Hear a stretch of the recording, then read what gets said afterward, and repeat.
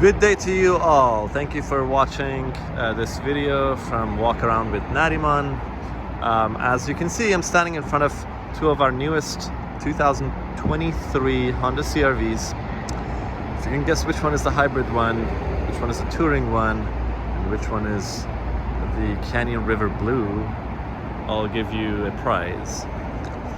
So on the left, we got the hybrid sport touring, which you can kind of see the difference. The grille is different, and also you have two chrome pieces in the bottom. This is the black the crystal black pearl, and it does have the roof rails on top. I'll try to zoom in a little bit so you can see. And then that guy over there is the gas version, EXL. So they don't come in the touring in the gas version anymore, which is fine. The EXL is fully loaded with so much more features, and it looks really nice. Oh my god, they've done such a great job changing, giving it a new look. And interestingly, there is a little one in the back peeking. That is the 2020. Actually 2022, they look exactly the same. So that one over there is a 2022 touring, and this one is a 2023 sport touring hybrid. Let's take a look at some of these features, and I'll be able to answer questions in the comments. Oh, speaking of comments, don't forget to like, subscribe, to support the channel and help it grow. Thank you. So speaking of changes in the front of the EXL, again, non-hybrid.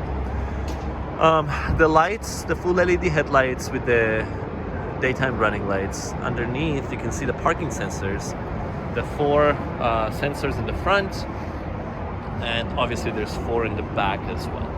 Now they've redesigned the wheels. These are the chrome color, same size as the previous gen. Honestly guys, I drove this car. It drives a little bit nicer than the previous generation. Definitely better visibility. So you do have the same functions, grabbing the door handle. If you have the keys in your pocket or with you, it will unlock the door. Now, unlike the previous generation, which I'm actually going to show that to you really quick, sorry. So when you look at the 2022 and when you look at the side mirror, it is connected to where the window starts. So from this angle you can see. Now what they tried to do with the Civic, and they're going to do with the new Accord and more new generation Hondas, they're moving this piece to the body. Why would they do that? Let's check it out. So when they do connect it to the body and not the top part here, it gives you a little bit more visibility. It reduces that blind spot over there that people were complaining about, and just in general gives you a little bit of a better feel when you're sitting in the car. Now, another thing they've done, the A-pillars, they're further back, they're slightly narrower than the previous generation, and you get this massive view, which is just amazing. Now, some of you guys have already seen the previous videos of the Civics that I did, and actually the HR-Vs too, that they're now going with the honeycomb in some of the cars. The sedan Civics and Accords eventually, and HR-V and CR-V are going to have these this new style of vent system, and then the screen is up here.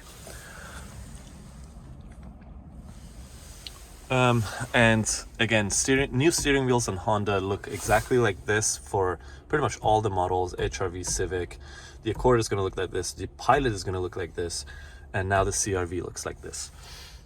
Zooming in a little bit here, you still have on the EXL and the Hybrid Sport Touring the memory seat for the driver 1 and driver 2, and some of these buttons have moved now from the locations they used to be. Now Honda has done these 2 USBs, one of them is a USB-C, and the other one is just that regular USB. I don't know if they call it USB-A or whatever. You have the wireless phone charger. Again, another really cool upgrade they've done is to add these 2 pieces on both sides so your phone doesn't slide left and right. And then the drive mode for the snow and Econ and normal drive. The rest are very similar to the previous gen. The cup holders and this little area for keys or change. And then you have this compartment in the middle, which you can actually add this tray either here or here, which is also nice. And you definitely don't need two of them because it blocks that area. Now, unlike the previous generation, you cannot slide this forward. However, it is long enough that you can easily keep your hand on. Some people like to keep their hands on the shift knob and still have your elbow touching this area. Let us step out and go back here.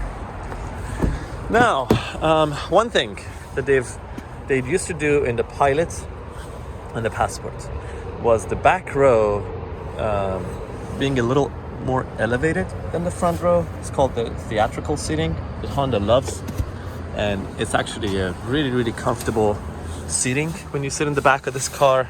You get better angle on your knees and still the same amount of legroom, which Honda is famous for, but also you have better visibility when you're sitting in the back. You can actually see better through the front windshield.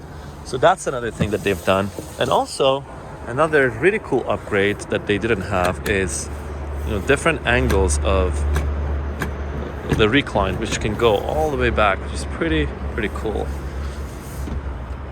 That guy still there. I'm gonna go back here. This is a really nice clunk sound.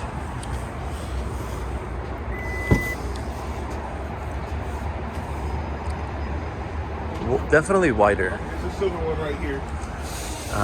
And you still have the same idea of the tray that moves up and down to give you that flat area.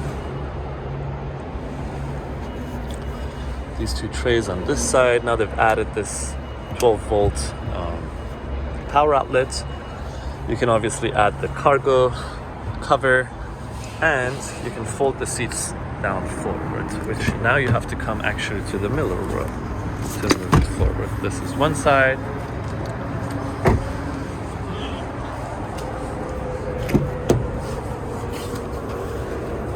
And the other side. You can always take this off. So much more space in the back, which is nice. The width is definitely more, it's wider. And now you do have this, I'll put it over here so you can see the hump over there. That is going to be the same for all the new CR-Vs for now. And then when you look at the hybrid, I'm just going to show the outside right now, and then further down the video I'll show you the interior. So you have the light color and the black for the sport touring. It's pretty much all blacked out. The rails are black. And then the front, as I mentioned, you do have this black chrome. The two chrome finishes in the front and two in the back. So on the outside, they don't look much different except for these cosmetics. You do have the chrome finish exhausts in the back as well.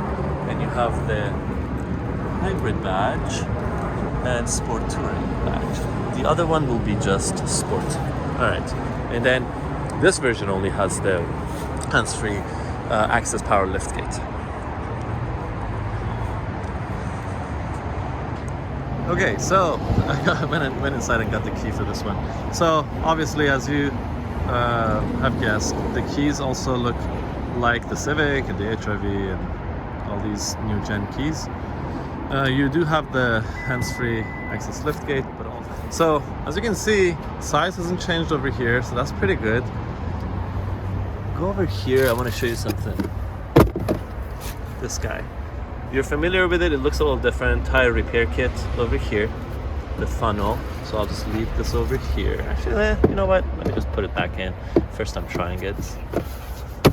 Oh, pretty easy. Okay, cool. And then same idea, folding the seats down from the middle row. Oh, let's try this guy. Easy. For those of you who say it's hard, it's actually pretty easy. All right, let's go on this side. It gives you 40 in the city, 37 average, and 34 highway. So on the hybrid, sport touring, orange stitching all across, looks pretty nice. And then go to the front. Let's actually go sit in. So you do have the orange stitching on the steering wheel, nothing on the headrest. Let's grab a seat. Okay. That famous on the chime. Push the button over here, get the car started. So as you can see, the car's pretty quiet when it's on hybrid mode. And the features that I just want to really quickly go over on the hybrid. So you do have this bigger screen that gives you the access to do wireless Apple CarPlay and Android Auto. Same thing on that other one. You do have the wireless. Same idea here. You don't have the buttons anymore here. On this generation, you are getting the shift knob here. And then you're familiar with these features. It looks a little different now, but overall it's the same concept. You can modify all these things and move them around and have shortcuts and things like that, which is pretty cool. Wi-Fi hotspot is now put on the CR-V. They had it only on the Odyssey and the Pilot top levels. Built-in navigation system, still Garmin, but again, you can always use your smartphone. This has been updated. You still have the same size sunroof over here, and a couple of these safety features that we used to have in the other cars, we still do. You can turn on the blind spot monitor system or the road departure. One of the things that they have added that a lot of people are asking is a low speed braking control for the front and back. So if you're driving very slowly, backing up or going forward, and if you get close to an object, it'll slam on the brake pedal for you so you don't hit that object. And there you have it. This is my initial video of the CR-V Hybrid Sport Touring and CR-V Non-Hybrid EXL. There's more to come. We'll do a actual drive so you can get to learn more about it.